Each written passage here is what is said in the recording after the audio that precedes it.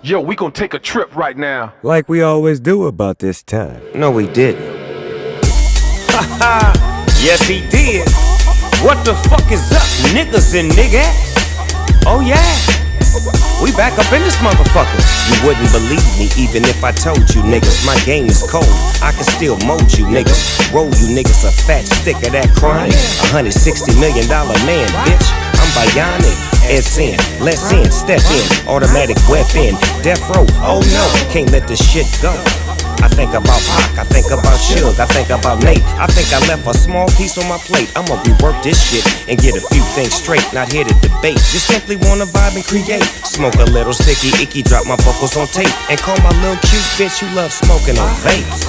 Let that settle in, death row back, yeah, cut gon' let him in. Ain't no love lost, nigga, understand me? Those my canales, that's my family. We back on buzz, we ride for each other, cause that's what it is, nigga, and that's what it was. Harry Yo got freed up, unfinished business, we LLC'd up, Los Angeles G'd up.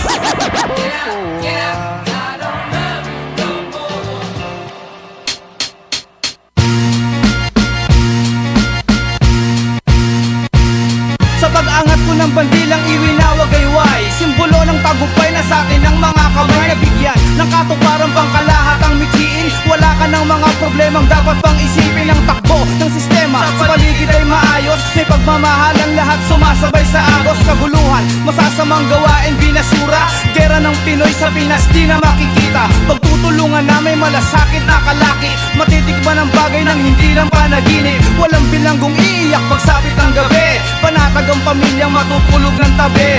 Sagana ang lahat, sariwang hangin at pagkain. Walang Pinoy na makikitang alilang alipin. Masaya ang bawat yakap mas mahigpit. Sino man sa akin ay di ko hahayaang may sakit.